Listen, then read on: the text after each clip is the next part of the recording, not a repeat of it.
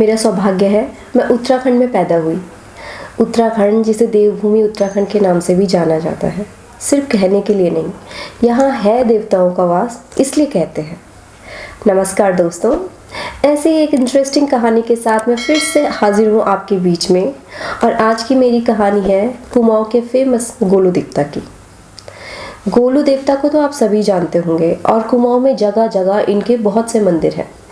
और सबसे ज़्यादा जो फेमस मंदिर है वो है अल्मोड़ा के चित्तई में स्थित गोलू देवता। गोलू देवता को न्याय का देवता भी कहा जाता है और मान्यता ये है कि लोग यहाँ दूर दूर से न्याय के लिए आते हैं और अपनी फरियादें चिट्ठियों में लिखकर मंदिर में जगह जगह टांग देते हैं। कहते तो यहाँ तक भी हैं कि जिन लोगों का केस बहुत समय से कोर्ट में अटका हुआ होता है या फिर जिनको न्याय नहीं मिल रहा होता है, वो गोलू देवता के दरबार में आते हैं और अपनी फरियाद चिट्ठी में लिख के इनके चरणों में रख देते हैं। ये कहते हैं कि इनको तत्काल न्याय मिलता है। अब गोलू देवता को न्याय का देवता क्यों कहा जाता है, इसके पीछे भी एक बहुत प्रसिद्ध कहानी है। तो चलिए जानते हैं कि गोलू देवता को क्यों कहते हैं न्याय का देवता। लोक कथाओं के अनुसार कहते हैं कि गोलू देवता कत्यूरी वंश के राजा झालू राय की इकलौती संतान थे। राजा झालू राय बहुत ही न्यायप्रिय, बहुत ही विनम्र और बहुत ही दयालु स्वभाव के राजा थे। राजा के पास सब कुछ था। राजा की 7 रानियां थी, बहुत ही खुशहाल प्रजा थी, सब कुछ अच्छा था, लेकिन फिर भी राजा को कोई भी संतान नहीं थी। तो इसी की चिंता राजा को दिन रात सताती रहती थी। राजा एक बार अपने राज ज्योतिष से कहते हैं कि क्या कोई ऐसा उपाय है जिससे मुझे संतान प्राप्ति हो सके। तो ज्योतिष कहते हैं कि राजा आप भगवान भैरव की तपस्या कीजिए, शायद भगवान भैरव खुश होकर आपको संतान सुख का वरदान दे दें। तो राजा राज ज्योतिष की बात मानकर बहुत समय तक बहुत कठोर तपस्या करते हैं भगवान भैरव की। एक दिन भगवान भैरव खुश होकर राजा के सामने प्रकट होते हैं और कहते हैं कि राजा तुम्हारे पास तो सब कुछ है, फिर भी तुम्हें कौन सी ऐसी इच्छा है जो मेरी इतनी कठोर तपस्या कर रहे हो। तो राजा कहते हैं कि भगवान मेरे पास सब कुछ है, लेकिन फिर भी मेरी संतान नहीं है और मुझे वंश वृद्धि के लिए संतान चाहिए, तो आप मुझे संतान सुख का वरदान दे दीजिए। तो भगवान कहते हैं कि राजा वैसे तो आपके भाग्य में संतान सुख है ही नहीं, लेकिन आपने मेरी बहुत कठोर तपस्या करी है, इसलिए मैं प्रसन्न हूँ और आपके घर में मैं स्वयं आपके बेटे के रूप में जन्म लूँगा। तो राजा खुश हो जाते हैं। भगवान भैरव कहते हैं लेकिन इसके लिए आपको 8वां विवाह करना पड़ेगा। तो राजा पूछते हैं कि भगवान वो कौन सी भाग्यशाली स्त्री होगी जिसके गर्भ से आप जन्म लोगे। तो भगवान कहते हैं कि ये समय आने पे आपको पता चल जाएगा। समय बीतता गया, लेकिन ऐसा कुछ हुआ नहीं, कोई स्त्री नहीं मिली। तो राजा फिर से थोड़े से चिंतित होने लगे। एक दिन राजा शिकार के लिए वन गए हुए थे। राजा के साथ बहुत सारे उनके सिपाही भी थे। तो होता क्या है कि राजा को प्यास लगती है। राजा अपने सिपाहियों को कहते हैं कि मेरे लिए पानी लेकर आओ। सारे सिपाही इधर उधर पानी की तलाश में जाते हैं, लेकिन बहुत समय बाद भी जब वो वापस नहीं आते तो राजा को चिंता होने लगती है। राजा आगे बढ़ते हैं, वहाँ पे एक तालाब होता है। तो राजा देखते हैं कि उनके सारे सिपाही वहीं पे मूर्छित पड़े हुए हैं। तो राजा सोच में पड़ जाते हैं कि ऐसा कैसे हुआ। फिर भी राजा को प्यास लगी थी, तो तालाब के पास जाकर पानी पीने लगते हैं। जैसे ही वैसे ही एक आवाज़ आती है कि वहीं रुक जाओ, वरना जैसे तुम्हारे सिपाहियों का हाल हुआ है वही हाल तुम्हारा भी होगा। तो राजा घबरा के सामने देखते हैं तो वहाँ पे एक बहुत ही सुंदर स्त्री खड़ी होती है। राजा कहते हैं कि मैं इस राज्य का राजा झालू राय हूँ और ये मेरी मतलब प्रजा है, ये मेरा राज्य है, मैं यहाँ पानी पी सकता हूँ। तो कहती नहीं, ये तालाब मेरा है। तो वो स्त्री कहती कि मैं कैसे मान लूँ कि आप राजा हो। तो राजा कहता है कि मैं आपको कैसे बताऊँ कि मैं राजा हूँ, आप खुद बताइए। तो वो स्त्री कहती है कि पास में 2 भैंसें लड़ रही होती हैं। तो स्त्री कहती है कि अगर आप इन 2 भैंसों की लड़ाई छुड़ा पाए तो मैं मान लूँगी कि आप राजा हो। राजा बहुत कोशिश करते हैं, लेकिन उन 2 भैंसों की लड़ाई नहीं छुड़ा पाते।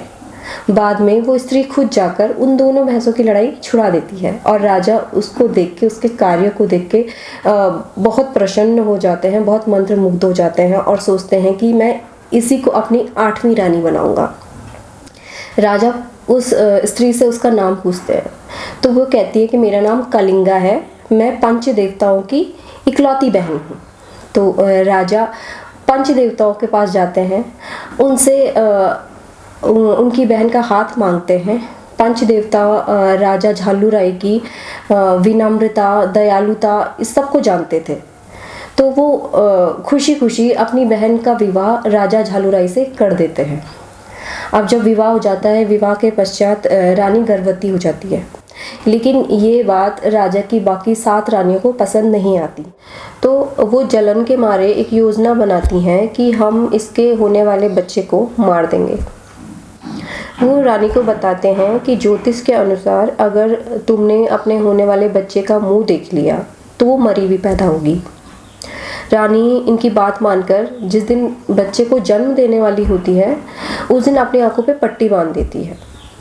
रानी एक पुत्र को जन्म देती है, जिसे ये 7 रानियां उठाकर गौशाला में फेंक देती हैं ताकि ये बच्चा पशुओं के पैरों के नीचे आकर मर जाए। लेकिन उस बच्चे को एक खरोंच तक नहीं आती। फिर ये 7 रानियां मिलकर एक पत्थर पे खून लगाकर रानी की गोद में रख देते हैं, जिसे सिलवट्टा भी कहते हैं, और रानी को बोलती हैं कि तुमने तो एक पत्थर को जन्म दिया है। राजा और रानी दोनों दुखी हो जाते हैं। अब उस बच्चे को जब गौशाला में भी कुछ नहीं होता तो ये 7 रानियां मिलकर एक संदूक में इस बच्चे को बंद करके काली नदी में फेंक देते हैं। कहते हैं 7 दिन 7 रात के बाद ये बक्सा एक मछुआरे के जाल में फंसता है, और मछुआरा जब इस बक्से को खोलता है तो उसके अंदर एक बच्चे को देखता है। मछुआरा और मछुआरे की पत्नी दोनों खुश हो जाते हैं, क्योंकि उनको कोई भी संतान थी नहीं। तो वो खुश हो जाते हैं कि भगवान ने हमें बच्चा दे दिया। अब धीरे धीरे ये बच्चा यहाँ बड़ा होता है। एक दिन सपने में भैरव देवता आते हैं इस बच्चे के, और उस बच्चे को सारी बात बताते हैं, उसके जन्म से लेके सारी बातें बताते हैं। और जब ये बच्चा जागता है तो इसे सारी बातें याद आने लगती हैं और इन्हें अपनी शक्तियों का भी पता चलता है, क्योंकि ये भैरव के रूप थे। फिर एक दिन ये बच्चा अपने पिता से, मछुआरे से कहता है कि मुझे एक घोड़ा चाहिए, लेकिन मछुआरा बहुत ही गरीब था, तो वो कहाँ से उनको एक घोड़ा देता। तो वो एक लकड़ी का घोड़ा बनाता है और अपने बेटे को दे देता है। ये उस लकड़ी के घोड़े में जान फूंक के इसे जिंदा घोड़ा बना देते हैं और उस घोड़े पे सवार होकर राजा झालूराय की राज्य की ओर चल पड़ते हैं। अब वो जैसे ही राज्य के करीब पहुंचते हैं तो वहाँ पे एक तालाब होता है, और तालाब के पास बैठी होती है 7 रानियाँ। अब वो उन रानियों के पास जाकर कहता है कि हटो, मेरा घोड़ा पानी पीना चाहता है, और अपने जादू से या अपनी शक्तियों से घोड़े को वापस लकड़ी का घोड़ा बना देता है। अब 7 रानियाँ हंसती हैं कि ये बालक कैसी बातें कर रहे, अरे बालक तुम पागल हो क्या, कभी लकड़ी के घोड़े को पानी पीते हुए देखा है? तो इस बात पे बालक कहता है कि अगर इस राज्य की रानी एक पत्थर को जन्म दे सकती है तो मेरी लकड़ी का घोड़ा क्या पानी नहीं पी सकता? तो 7 रानियाँ इसको अपनी गुस्ताखी समझते हैं कि इस छोटे से बालक ने कैसे हमसे ऐसी बात कर दी। वो गुस्से में उसको राजा के सामने लेके जाती हैं और कहती हैं कि इस बालक ने हमारी बहुत बेइज्जती की है। तो राजा उस बालक से पूछते कि तुमने ऐसा क्यों किया, क्या तुम्हें ज्ञात नहीं है कि ये 7 रानियां हैं? तो वो कहता है कि महाराज, मैंने क्या गलत कहा? अगर इस राज्य की रानी एक पत्थर को जन्म दे सकती है तो क्या मेरा लकड़ी का घोड़ा पानी भी नहीं पी सकता? और उसके बाद उस बालक ने राजा को अपनी सारी बातें बताई, जन्म से लेकर अभी तक की, और उन्होंने राजा को बताया कि भगवान भैरव ने उनको क्या वरदान दिया था और उनके बीच में क्या बात हुई थी, जो सिर्फ राजा को पता थी। इसके बाद राजा को यकीन हो आया कि ये मेरी ही संतान है और राजा ने तत्काल न्याय किया। राजा ने तत्काल सातों रानियों को जेल में डलवा दिया। इसके बाद सातों रानियाँ रोने लगी, गिड़गिड़ाने लगी। रानी कलिंगा से, राजा से और वो बच्चे से, तीनों से माफ़ी मांगने लगी, कहने लगी कि हमसे बहुत बड़ी गलती हुई है। तो उसके बाद बालक के कहने पे राजा ने उन सातों रानियों को माफ़ कर दिया और उसके बाद वो बालक वहीं रहने लगा अपने माता पिता के साथ। कुछ समय बाद ही राजा ने अपना सारा राजकाज अपने पुत्र को सौंप दिया। इनके न्याय प्रिय स्वभाव के कारण इनको न्याय का देवता कहा जाने लगा। गोलू देवता को गोलजू महाराज, बाल गौरिया, बाल भैरव, शिव के अंश, इन सब नामों से भी जाना जाता है। तो ये थी कहानी गोलू देवता की, जिन्हें इनके न्याय के लिए पूरे भारत में जाना जाता है और इनका दरबार हमेशा चिट्ठियों से भरा रहता है। तो ऐसी और कहानियाँ मैं आपके लिए लाती रहूँगी। तब तक के लिए thanks for watching. Please subscribe. Bye.